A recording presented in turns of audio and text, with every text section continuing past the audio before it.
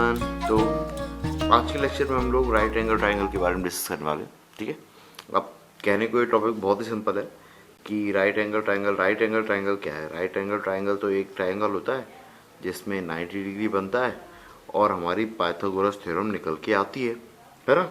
तो सही बोल रहे हो आप लोग, कोई गलत नहीं बोल रहे हो, बिल्कुल सही बोल रहे हो। लेकिन और भी बहुत से रिजल्ट्स होते हैं जो कि इससे आते हैं और आपको वो रिजल्ट काम में भी आएंगे। ठीक है, तो हम वो सारे रिजल्ट्स भी डिस्कस करेंगे पाइथागोरस थ्योरम के अलावा भी। ठीक है, तो देखते हैं। और इसमें जो हम यूज़ करने वाले कंसेप्ट वो ऑब्वियसली सिमिलरिटी का है, क्योंकि सिमिलरिटी चैप्टर सिमिलर ट्राइंगल्स ही पढ़ रहे हैं इसीलिए, है ना। तो मैंने क्या किया, सबसे पहले A B C triangle draw किया है। ए बी सी में अगर ये 90 है, इसको मैं एंगल 1 मानता हूँ, इसको मैं एंगल 2 मान लेता हूँ। तो इससे क्या हो रहा है, एंगल 1 प्लस एंगल 2 मेरा कितना आ रहा है, 90 डिग्री। है ना, ये बहुत ही कॉमन सेंस है, बहुत ही सिंपल चीज़ है। अब आप ए बी डी ट्राइंगल को देखो, ये 90 है, ये 1 है, तो ये कितना होगा, 2 होगा। बहुत ऑब्वियस है ना भाई, 1 प्लस 2 कितना, 90। सेम इससे अब देखो, एंगल डी मेरा 90 है, ये 2 है, तो ये कितना होगा, ये 1 होगा, है ना। अब आप तीनों ट्राइंगल को ध्यान से देखने की कोशिश करो, तीनों आपस में सिमिलर है। अगर आप ए बी सी ट्राइंगल की बात करोगे, एक 90 एक 1 एक 2। ए बी डी ट्राइंगल को देखोगे, एक 90 एक 1 एक 2। ए डी सी को देखोगे 90 1 और 2। तो आपको क्या समझ में आ रहा है, किसी भी राइट ट्राइंगल में मैं और राइट ट्राइंगल अगर बना रहा हूँ और कोई भी एक एंगल कॉमन आता है तो मेरे बचे हुए एंगल भी कॉमन आ जाते हैं, है ना। और वो क्या हो जाते हैं, सिमिलर हो जाते हैं। मतलब किसी भी राइट ट्राइंगल में अंदर राइट ट्राइंगल कंस्ट्रक्ट करना बहुत आसान है और उसमें सिमिलरिटी लगाना उससे भी आसान है। ठीक है, तो ये आप एक हिंट के तौर पे ये ध्यान रख सकते हो, ये कंस्ट्रक्शन, ये टाइप ऑफ कंस्ट्रक्शन याद रख सकते हो। एप टाइप का हम कंस्ट्रक्शन पढ़ चुके हैं, वो था इम्पॉर्टेंट कंसेप्ट नाम से जो लेक्चर है वो वाले में, कि हम सिमिलर ट्राइंगल, मतलब किसी भी ट्राइंगल में सिमिलर ट्राइंगल बनाना है या प्रॉपर्टी अप्लाई करना है तो पैरेलल लाइन कंस्ट्रक्ट करो, उससे मेरे ट्राइंगल सिमिलर बनते हैं। एक और हमने राइट ट्राइंगल में पहली प्रॉपर्टी पढ़ी है कि अगर राइट ट्राइंगल में मैं एल्टीट्यूड ड्रॉ करता हूँ 90 डिग्री तो भी मेरे सिमिलर ट्राइंगल्स बनते हैं। ठीक है, अब मैं क्या करता हूँ, इन्हीं तीनों ट्राइंगल्स को बना देता हूँ। अभी इन्हीं तीनों ट्राइंगल्स को मैंने बनाया, तो ये कैसे कैसे बन जाएंगे, देखिए। मैं करता हूँ, तीनों ट्राइंगल्स को ऐसा स्टैंडिंग पोजीशन में रख देता हूँ, है ना। अब इनको सही तरीके से कंपेयर करूं, बिल्कुल सही तरीके से, तो सबसे पहले उनके एंगल नोटेशन दे देता हूं। जैसे ये 90 है, इसको 1 और 2, सेम नोटेशन इस तरफ 90 1 2 90 1 और 2। अब बड़े वाले ट्राइंगल को 1 मान लेता हूं, है ना, ये रहा 1। इस ट्राइंगल को 2 मान लेता हूं और इसको 3 मान लेता हूं, तो ये है 2 ABD और ये है 3 ADC, है ना। अब मैं देखता हूं कि इन पॉइंट्स पे क्या क्या पॉइंट आ रहे हैं। ABC ट्राइंगल में 90 पे मेरा पॉइंट है A, है ना, और 1 पे है B और 2 पे है C, है ना। फिर यहाँ पे भी 90 ABD में देखूंगा तो 90 पे है D, 1 पे है B और 2 पे है A। ऐसे ही मैं इसमें देखूंगा तो ये आ रहा है D, 1 पे है A, ये 1 है A और 2 पे क्या है C। ये मेरे ट्राइंगल्स हैं। अब मुझे पता है ये क्या हो रहा है, सिमिलर्स, एंगल इक्वल है तो सिमिलर है। अब मैं एक एक करके कंपेयर कर लेता हूँ। मैंने अगर 1 और 2 को कंपेयर किया तो 1 और 2 में मैं क्या करूँगा, हाइपोटेनियस हाइपोटेनियस और बेस बेस को कंपेयर कर लेता हूँ। देखो क्या रिजल्ट आ रहा है, BC by AB equal to base AB by DB, है ना। इसी को लिखूंगा तो ये कितना हो जाएगा, AB का square equal to DB into BC। अरे यार नीचे वाली लाइन में लिख लेना था, चलो कोई बात नहीं, है ना। ऐसा है AB square equal to DB into BC, ये पहला रिजल्ट आया। ऐसे ही मैं क्या करता हूँ, 1 और 3 को कंपेयर करता हूँ, पहला और तीसरा, इसमें मैं बेस और परपेंडिकुलर को कंपेयर कर लूँगा। तो बेस क्या, सॉरी हाइपोटेनियस और परपेंडिकुलर को, हाइपोटेनियस है BC बाई AC और परपेंडिकुलर है BC और DB। BC नहीं है, कुछ मिस्टेक हो रही क्या, AC है ये, AC और DC, AC और DC, इसको आप क्रॉस मल्टीप्लाई करोगे तो ये कितना आ जाएगा, AC का square equal to BC into DC। ये हो गया मेरा सेकेंड रिजल्ट। इसी के बाद में सेकेंड और थर्ड को, यही वाला बचा है बस भाई, पहला और तीसरा कर लिया, पहला और दूसरा, पहला और तीसरा कर लिया, अब दूसरा और तीसरा बचा। तो दूसरे और तीसरे में परपेंडिकुलर परपेंडिकुलर और बेस बेस को कंपेयर कर लेते हैं। तो ये क्या हो रहा है, AD by CD equal to DB by AD, है ना। तो ये कितना आ जाएगा अपना, ये आ जाएगा AD का square equal to BD into DC। अब आपका एक प्रश्न, बहुत ही चिंताजनक प्रश्न, कि सर आपने ऐसे ही क्यों किया सर, हाइपोटेनियस और बेस, पहले इसमें हाइपोटेनियस और बेस को लिया, हाइपोटेनियस बेस को लिया। बेटा आप बाकी को कंपेयर करके देख लो, उनसे रिजल्ट तो आएंगे, पर एक जो स्टैंडर्ड रिजल्ट आता है ना, जो मुझे लगता है कि मैं यूज़ कर पाऊंगा आगे, वो नहीं दिख रहा होगा आपको। दो साइड का प्रोडक्ट इक्वल टू दो साइड का प्रोडक्ट इसी टाइप से दिख रहे होंगे, ठीक है। इसीलिए जिसमें मुझे एक साइड का स्क्वायर और आगे दो साइड का प्रोडक्ट मिल रहा है, वो बेस और हाइपोटेनियस में मिल रहा है, फर्स्ट और सेकंड को कंपेयर करने पे। फर्स्ट और थर्ड के केस में हाइपोटेनियस और परपेंडिकुलर को, और सेकंड और थर्ड के केस में परपेंडिकुलर परपेंडिकुलर और बेस को, ठीक है। इसलिए उनको किया, ठीक है। मैं चाहता हूं कि वो एक तरफ स्क्वायर आए और एक तरफ में ऐसे आए, ठीक है। अब इनको याद रखना, इनको याद रखना बहुत ही आसान है, बहुत ही आसान है। कैसे, A B square equal to होता है AB के सामने वाली साइड दैट इज BD और पूरी साइड दैट इज BC। ये पूरी side BC, BD into BC। Same AC के स्क्वायर में इसके सामने वाली side that is DC into पूरी साइड BC। देखो DC इंटू BC पूरी साइड। और AD स्क्वायर के लिए दोनों का प्रोडक्ट DC इंटू BD, है ना, सिंपल है। AB square equal to BD into BC, AC square equal to DC into BC और AD square equal to BD into DC, ठीक है। होपफुली समझ में आया हो। ये तीन आपके रिजल्ट होते हैं, ये तीनों रिजल्ट आपको अच्छे से याद रखना है ना। चाहो तो एक और बार लिख लेते हैं, ये क्या है, AB square equal to BD into BC, second है AC square equal to DC into BC, और तीसरा क्या है, एक और है AD square equal to BD into DC, ठीक है ना। अब देखो इसी में ही, अब जैसे एक बहुत ही सिंपल क्वेश्चन क्या आ सकता है मेरे को, मान लो कि उसने पूछ लिया कि in a triangle ABC AD square equal to BD into DC, find the angle, कौन सा, BAC। अब सोचिए, आप यहां पे कैलकुलेट करोगे तो हो सकता है आपको टाइम लगे, हो सकता है बहुत ज़्यादा टाइम लगे, है ना। आपको क्लिक कर रहा है नहीं कर रहा है, अगर आपको सिमिलरिटी नहीं क्लिक कर रही है तो पता नहीं आप क्या अप्लाई करने वाले हो, पता नहीं क्या, मुझे तो नहीं समझ में आ रहा है ना, आप लोग क्या अप्लाई करोगे। और सिमिलरिटी क्लिक भी करोगी तो आप कौन से ट्राइंगल वो क्रिएट करोगे, है ना। और यहाँ पे मतलब इस तरीके से भी है, इन अ ट्राइंगल, ये D तो मैंने इसमें बताया ही नहीं है, D क्या है, AD is perpendicular to BC, ऐसा लिखा हुआ, ये भी है आपके क्वेश्चन में, ठीक है।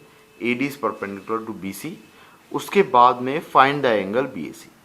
पर अगर आपको ये रिजल्ट ध्यान है, अबाउट राइट ट्राइंगल आपने पढ़ा है और ये रिजल्ट ध्यान है, तो आप डायरेक्टली बोल सकते हो कि भैया AD square equal to BD into DC तो तब आ रहा था जब मेरा A 90 था और AD एल्टीट्यूड था। अब मुझे गिवन है कि AD एल्टीट्यूड है और ये रेशो मेरा गिवन है, तो मैं बोल सकता हूँ कि मेरा एंगल कितना होगा, 90 होगा, ऐसा बोल सकता हूँ, है ना। और आप प्रूफ करना चाहते हो तो आप सिमिलरिटी से जा सकते हो, ठीक है, ये हो गया, ठीक है। अब इसी में एक और चीज़ क्या आती है वो भी डिस्कस कर लेते हैं अपन। अब देखो इसी में अगली चीज़ जो आती है वो आता है acute angle triangle. Acute angle triangle में मुझे क्या रिजल्ट मिलता है, एक ऐसा टॉपिक है, ऐसा नाम से दिया हुआ है, एनसीईआरटी में है या आर डी शर्मा में है ऐसा टॉपिक। मैंने जनरली इसको पिक, बस जस्ट एक पिक लिया है बस, है ना, कि अपन इसको देखते हैं क्या रिजल्ट आता है और ये क्या बोलना चाह रहा है ना, देखते हैं। तो उस एक्यूट एंगल ट्राइंगल, तो मैं एक एक्यूट एंगल ट्राइंगल बना लेता हूँ। ये चल क्यों नहीं रहा है, एक से, हाँ देखो ये रहा एक्यूट एंगल ट्राइंगल। भाई जो उसने बोला मैंने बना लिया, ये है ट्राइंगल ए बी सी, है ना। अभी मैं पहले ऐसा कुछ कर रहा था कि ए डी एक परपेंडिकुलर ड्रॉ कर रहा था, ठीक है ना, और ये वाला अपन ने एडी एक परपेंडिकुलर ड्रॉ कर रहा हूँ मैं। इसमें भी ऐसा कुछ करने की कोशिश करते हैं अपन, ठीक है। इसमें मैंने एक परपेंडिकुलर ड्रॉ कर दिया। अब ये चल, हाँ ये रहा एडी एक परपेंडिकुलर ड्रॉ कर दिया, ठीक है। और देखते हैं क्या रिजल्ट निकल रहे हैं, क्योंकि भैया बिना परपेंडिकुलर ड्रॉ किए अबाउट राइट एंगल ट्राइंगल कैसे अप्लाई करें अपन। ये टॉपिक का अस्तित्व बनाने के लिए एक तो होना चाहिए ना 90 डिग्री, तो अपन ने किया। अभी अपन कुछ करने की सोचते हैं, अरे बंद हो जाए, हाँ इसमें मैं कोई रिजल्ट निकालने की कोशिश करता हूँ। तो इसमें क्या होगा, अभी पहला अपना क्या आएगा इक्वेशन, मेरे दो पाइथागोरस थ्योरम अप्लाई हो रहे हैं। तो पहला क्या है, A B square equal to क्या आ रहा है, A D square plus B D square. ये मेरा पहला रिजल्ट आ रहा है। अभी दूसरे ट्राइंगल में देखूं तो वो कितना आ रहा है, A C square equal to A D square plus D C का स्क्वायर। अब आप चाहते हो कि मेरा एक कोई ठोस रिजल्ट निकल के आए। ये दो तो ठीक है, ये दो पाइथागोरस थ्योरम है, पर एक्यूट एंगल ट्राइंगल नाम से कोई एक टॉपिक है जिसका एक ठोस रिजल्ट निकल के आए। तो क्या करूं, मेरे को क्या लग रहा है, ए डी है ना, वो आ रहा है, सेम सेम आ रहा है। मैं करता हूँ उसको कैंसिल कर देता हूँ। ऐड करने में तो ये 2 टाइम हो जाएगा, क्या फ़ायदा हुआ, पर कैंसिल करने में थोड़ा आसान सा लगेगा। तो मैंने इसको सब्ट्रैक्ट कर दिया। ये कितना आ गया, A B square minus A C square equal to इधर आ गया B D square minus D C square. अब इसके बाद तो ऐसा लग रहा है कि कुछ समझ में नहीं आ रहा है कि करना क्या है। अब क्या करना है, अब मेरा रिजल्ट क्या हो सकता है, ए सी को इस तरफ ले आऊँ और ऐसे ही छोड़ दूँ, या इसमें ए स्क्वायर माइनस बी स्क्वायर लगाऊँ, क्या करूँ, है ना। फिर इसके बाद आप क्या करोगे, आप जाओगे घूमोगे फिरोगे और जाके उस टॉपिक का, इस टॉपिक का रिजल्ट देखोगे। रिजल्ट में आपको ऐसा कुछ लिखा होगा कि A B square sorry A C square equal to A B square plus B C square, है ना, और लिखा होगा minus 2 times of B D into B C, ऐसा कुछ लिखा होगा। फिर आप सोचोगे अच्छा ये आया रिजल्ट, अभी ये मेरा क्यों नहीं आया, ये उसका आया, ये मेरा क्यों नहीं आया, या फिर ये रिजल्ट मेरे को क्यों नहीं क्लिक किया, या उसने यही क्यों लिखा, मैंने ये क्यों नहीं लिखा। तो अब आप क्या करोगे, अब आप ये लाने की कोशिश करोगे यहाँ से। आपका पहले नहीं आया था रिजल्ट, पर अब आप लाने की कोशिश करोगे, ठीक है। तो सबसे बड़ा प्रश्न यही है कि सर मेरे को कैसे क्लिक करेगा कि रिजल्ट यही है, ये क्यों नहीं है, भाई उसने ये रिजल्ट क्यों नहीं लिखा, मेरा तो यही आया ना भाई मेरे को तो लग रहा है कि सिंपल सा मैं 2 इक्वेशन लिखता हूँ, ए डी को हटा दूँ तो ये रिजल्ट सही भी, ये भी रिजल्ट क्या गलत है, यही है। उसका ये रिजल्ट क्यों आया और यही सही क्यों है, ठीक है। तो देखो इसके पीछे लॉजिक क्या है, लॉजिक देखना है अपन को। सबसे पहले तो इस एक्यूट का मतलब क्या है, इस एक्यूट का मतलब जानना जरूरी है, ठीक है। तो मैं ट्राइंगल बनाता हूँ। सबसे पहले तो जो अपन टॉपिक पढ़ रहे हैं वो टॉपिक क्या है, right angle triangle, about right angle triangle. तो एक राइट एंगल बना है जिसमें बी क्या है, 90।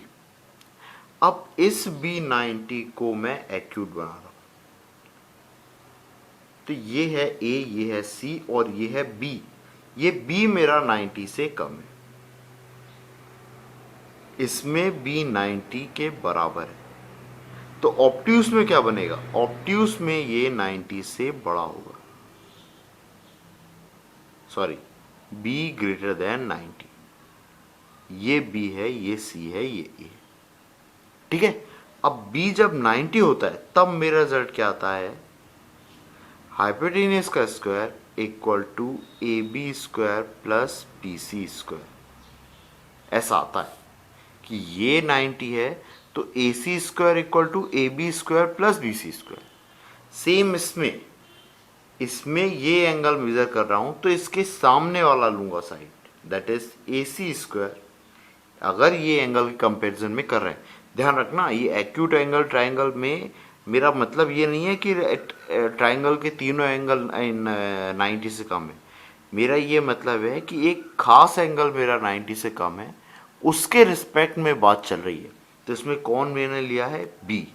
बी के सामने वाली साइड ए सी, तो ए सी का square equal to A B का स्क्वायर प्लस बी सी का स्क्वायर।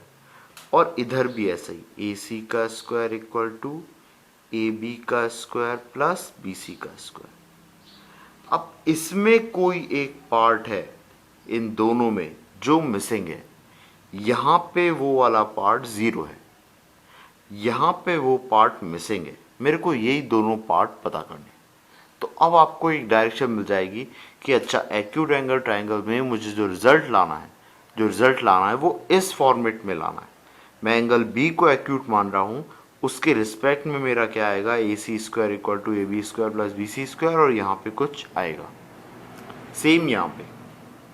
ठीक है, ये क्या, A C square equal to A B square plus B C square, और यहाँ पे कोई एक रिजल्ट आएगा। ठीक है, होपफुली ये चीज़ आपको क्लियर हुई हो कि अपन को क्या रिजल्ट लाना होता है और यही क्यों लाते हैं, इसका रीज़न क्या है। ठीक है, चलो अब आगे देखते हैं, ड्राइव करते हैं। अब एक्यूट और ऑब्ट्यूस निकाल सकते हैं बहुत ईजीली। ठीक है, ठीक है, तो ये अब हम एक्यूट एंगल ट्राइंगल का अब देख रहे हैं अपन डेरिवेशन, एक्चुअल डेरिवेशन। सो क्या लिखा है, वही भाई अपन ने बी पे 90 से कम बनाया है ना, और वापस वही काम किया, भाई एल्टीट्यूड डाल दिया। एल्टीट्यूड डाल दिया, दो राइट एंगल मिले, जिसमें पहली की इक्वेशन है ये और सेकंड ये है। पर इस बार अंतर क्या है, इस बार मुझे पता है कि रिजल्ट किस तरीके से लाना है। रिजल्ट लाना है किसमें, पाइथागोरस के अकॉर्डिंग।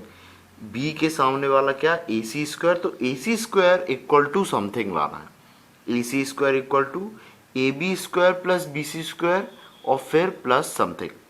तो अभी देखो ए सी स्क्वायर के सामने क्या आ रहा है, ए डी स्क्वायर आ रहा है प्लस सी डी स्क्वायर आ रहा है। मेरे को सी डी की जरूरत नहीं है, मेरे को बी सी की जरूरत है।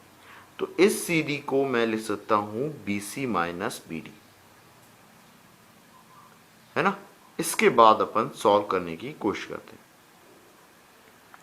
ठीक है, इसको सॉल्व किया, ये क्या आ रहा है, ए डी स्क्वायर प्लस, इसी को ओपन करोगे तो B C square plus B D square और minus 2 times of B D into B C, ये आपने लिखा। अब इसके बाद सोचो, देखो ये ए डी स्क्वायर और ये बी डी स्क्वायर, ये ए डी स्क्वायर और ये बी डी स्क्वायर मिल क्या बन रहा है, ए बी स्क्वायर। पुट कर दो यहाँ पे, ये क्या मिल गया, A C square equal to A B square plus B C square, और ये कितना आ गया, minus 2 B D into B C. ये मेरा रिजल्ट है जो कि आपको देखने को मिलेगा। ठीक है, आप बहुत ही कॉन्फिडेंट रह सकते हो इस चीज़ पे, आपको एग्जाम में भी आपका भी डाउट नहीं होगा। ये कन्वर्शन पेपर अगर आपको आता है बोर्ड में या कहीं भी आता है, तो आपको अगर ये कुछ आ जाए तो आपको दिमाग में रहेगा, आपको याद करने की ज़रूरत नहीं है। अब आपको याद करने, क्योंकि पाइथागोरस थ्योरम का रिजल्ट तो हमको याद ही रहता है कि भाई जो एंगल होता है उसके सामने वाली हाइपोटेनस को अप्रोच करती है, तो हाइपोटेनस माना इसको, और हाइपोटेनस का स्क्वायर इक्वल टू परपेंडिकुलर का स्क्वायर प्लस बेस का स्क्वायर। उसके बाद का कुछ आ रहा होगा वो मुझे लाना है। ठीक है ना, अब इसको आप थोड़ा सा और अगर एक्सटेंड करना चाहते हो, आप चाहते हो कि यार ठीक है मैं फ्री बैठा हूँ, थोड़ा सा एक्सपेरिमेंट करते हैं, कुछ नया करके देखते हैं। ठीक है ना, तो आओ चलो कुछ नया करें। इस वाले ट्रायंगल को देखिए, ए बी डी को देखिए, इसमें मैं अगर देखूं कॉस बी, तो कॉस बी कितना होगा, B D by A B, है ना। इसका मतलब मेरा बी डी कितना होगा, बी डी होगा मेरा ये बी है, cos A B, B D कितना होगा, कॉस बी और इंटू ए बी, ऐसा। ये बी डी की वैल्यू यहाँ पे सब्स्टिट्यूट कर देता हूँ, तो ये कितना आ रहा है, माइनस 2 टाइम्स ऑफ, ये आ रहा है ए बी इंटू ये BC और cos B, और ये आया है AC square equal to AB square plus BC square. अब मैं ऐसा करता हूँ, इस AC को यहाँ ले आता हूँ, इस cos B को उस तरफ ले जाता हूँ। तो इस तरफ ये आ रहा है 2AB into BC cos B, और इस तरफ कितना आ रहा है AB square plus BC square minus AC square. अब जो बच्चे समझदार हैं, थोड़े से ज़्यादा इंटेलिजेंट है, वो समझ पा रहे होंगे भैया कि ये तो सर मेरा कोसाइन लॉ आ गया। cos B कितना आ गया, AB का स्क्वायर प्लस BC का स्क्वायर और माइनस AC का स्क्वायर और डिवाइड बाय 2AB BC। ठीक है, ये क्या होता है भाई, एक ट्राइंगल बनाते हैं अपन, तो क्या ABC, हमने ये याद किया था, आपको याद हो कोसाइन लॉ। कोसाइन लॉ में आप देख सकते हो, है ना, बेसिक ज्योमेट्री वाला जो वो है प्लेलिस्ट, उसी में ही है cosine law. Cosine law and area lemma नाम से है, उसमें हमने कोसाइन लॉ ड्राइव किया, लेकिन वो प्रोजेक्शन फॉर्मूले से किया हुआ है। ठीक है ना, इसमें अपन ने सिंपल पाइथागोरस थ्योरम से किया। तो कॉस भी अपना ये आ गया। अब देखो इसमें क्या, ए के सामने वाली साइड ए, बी के सामने वाली साइड बी और सी के सामने वाली साइड सी। तो मैं कॉस भी क्या देखता था, कॉस भी देखता था A square plus C square minus B square और डिवाइड बाय 2AC, दोनों साइड का प्रोडक्ट, यही तो है A B into B C, और A B square plus B C square minus A C square, है ना। सेम आपका आएगा किसमें, ऑप्ट्यूस में।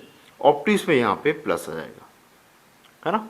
तो ये आप ऑप्ट्यूस के लिए कर सकते हो, ये आपके लिए होमवर्क है, ठीक है। हाँ, लेकिन अब कुछ चीज़ें जैसे डिस्कस करना थी कि भाई कॉस बी के बारे में। तो कॉस बी के 3 रिजल्ट भाई क्या है सब भाई, एक तो मेरा क्या, जब मेरा बी क्या हो 90 से छोटा हो, एक मेरा क्या जब बी मेरा 90 के बराबर हो, और एक मेरा क्या जब बी मेरा 90 से बड़ा हो। यह है एक्यूट एंगल ट्रायंगल वाला केस। तो एक्यूट एंगल वाले ट्रायंगल वाले केस में मैं क्या देख रहा हूँ कि जब मेरा बी 90 से छोटा होता है तो कॉस बी कैसा आता है, पॉजिटिव आता है। जब कॉस बी पॉजिटिव आएगा, ये पॉजिटिव आएगा, इसका मतलब ए square plus C square B square से बड़ा होना चाहिए।